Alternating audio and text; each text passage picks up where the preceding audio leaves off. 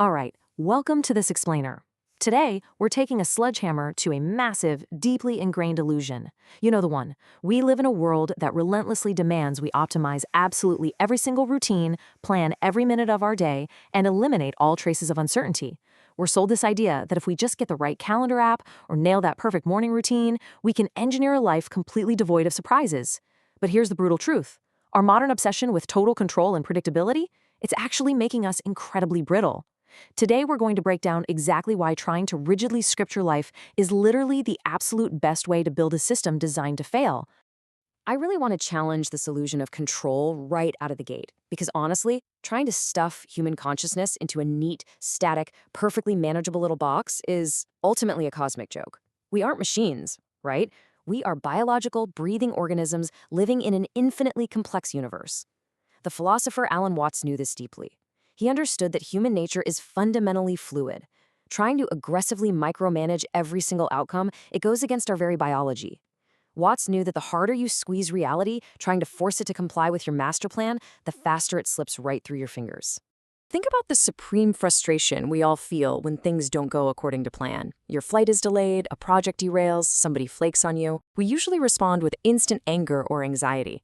But Watts had this radically different approach. There's this great story where he tried speaking in pseudo-Japanese nonsense to a butterfly in his garden, literally trying to command it to land on him. And when the butterfly completely ignored his instructions, he didn't get mad. He just said, "I asked the butterfly to alight on my hand, but he just refuses to do so." And then he just burst into this contagious, body-shaking belly laugh. He laughed at the absolute absurdity of forcing human order onto the wildness of nature. Just look at this playful 1973 letter from Watts. This captures his whole vibe perfectly. He didn't even script his lectures. He preferred to interact dynamically with what was actually right in front of him, leaning into the friction of the moment instead of relying on rigid, pre-planned notes that ultimately just stifle living reality. He knew for a fact that a rehearsed, lockdown script doesn't allow for any real, genuine interaction with the universe. All right, let's move into section 1, the rigor mortis of order. So to understand exactly why we crave this illusion of perfect control, we have to look at our literal brain wiring. Psychiatrist Iain McGilchrist points out this fatal imbalance in how we operate today. Our left hemisphere basically breaks the world down into explicit, manipulable parts.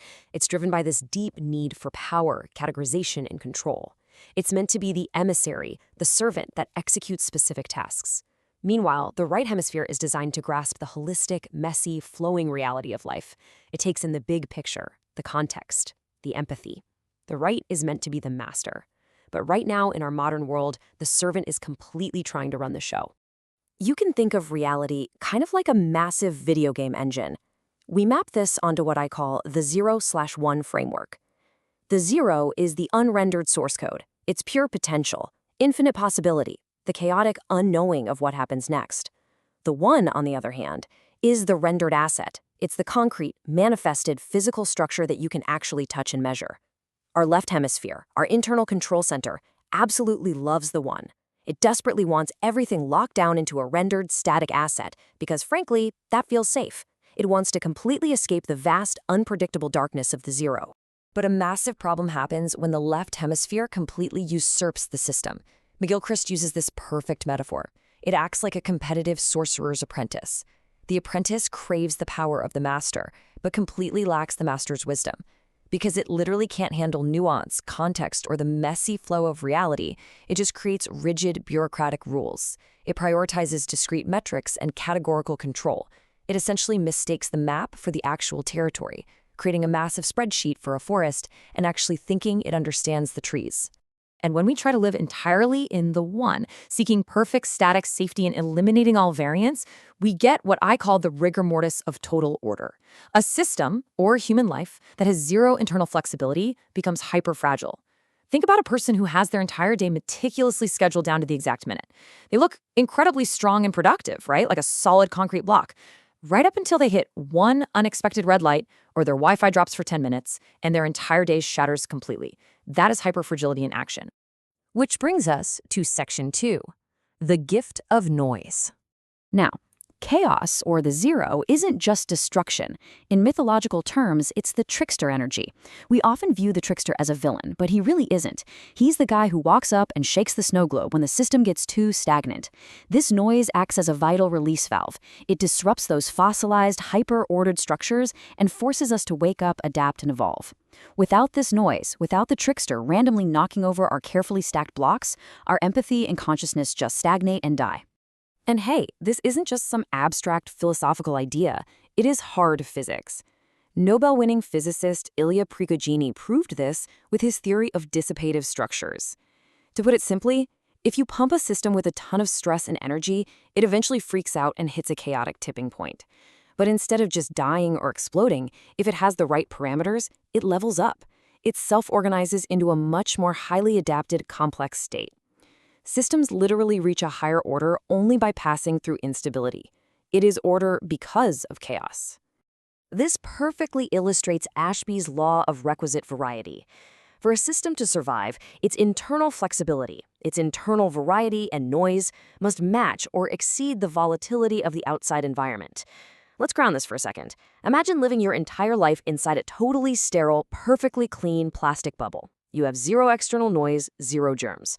What happens? Your immune system gets incredibly weak because it has no internal variety.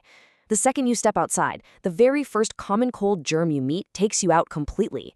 You absolutely need the noise, you need the friction to stay robust and adaptable to a changing world. Now for Section 3, the edge of chaos. Theoretical biologist Stuart Kauffman's complexity theory proves that complex, adaptive life doesn't exist in perfect, locked-down order, and it doesn't exist in total randomness either. It only exists at the edge of chaos. Think of it in plain English as the liquid phase transition boundary. It's that exact, razor-thin moment when solid ice begins to melt into water. It isn't a rigid, solid block, and it isn't a dissipating cloud of steam. It is fluid, dynamic, and perfectly balanced. If you are frozen order, a static block of ice, you will eventually crack because you literally cannot bend or adapt to a changing environment. On the flip side, if you're chaotic gas, pure turbulence, you can't hold a shape long enough to store information, learn, or evolve. Life only happens in the sweet spot between those two extremes. You have to be fluid. This brings us to a massive philosophical anchor for anyone trying to navigate modern life. Look, we all secretly crave static peace. We're exhausted, so we dream of this permanent, motionless state of rest where nothing ever goes wrong, the bills are all magically paid, and the inbox is at zero forever. But static peace is a complete trap. Aiming for a state where you never face friction is an illusion that leads straight to a diminished, fragile self. Because the exact moment you achieve perfect stillness, you stop growing. Instead of static peace, what we actually need is dynamic balance, or what I like to call active readiness. Think of a spinning bicycle wheel. When you ride a bike, you don't stay upright by completely locking the handlebars and freezing your body. You stay upright precisely because you are in continuous active motion, dealing with the bumps and the friction of the road. You actively steer into the wobble. You use the unpredictability of the terrain to maintain your posture. That is what true resilience looks like, using the friction, not avoiding it. Let's pull this all together in Section 4, the sovereign bridge. To be what I call a sovereign electic, someone who truly masters their reality, you must consciously ride this cycle. You intentionally step into the unknown, the zero of pure potential. You pull something out of it and build a structure, the one of manifestation. But here is the absolutely crucial key. When that structure gets too rigid, too bureaucratic, you have to be willing to let it dissolve back into potential again. It's an eternal cycle of transformation. It requires you to fully embrace the messy present moment, instead of desperately clinging to the past or obsessively trying to plan the future. The archetype for this master of reality is the holy fool. Think back to Alan Watts just laughing in his garden. The holy fool doesn't try to defeat the trickster or wage some pointless war on chaos. They don't try to lock down the universe with a massive Excel spreadsheet. They know the spreadsheet won't save them. So they choose to abide and dance exactly at that liquid phase transition, the edge of chaos. They use the friction and the noise to keep their wheel spinning. So I leave you with this really provocative question to chew on. In a world that is absolutely obsessed with predictable, rigid control, are you stubbornly guarding a fragile concrete block, just terrified of the day it inevitably shatters? Or are you finally ready to inject the necessary chaos, embrace the noise, and master the spinning wheel at the edge of chaos? To explore the unrendered source code of these ideas further, and to grab the full research notes for this explainer, you'll want to head over to the Wanderer's Compass vaults at journey.cxw.xyz. Dive into the chaos, keep your wheels spinning, and I will catch you in the next one.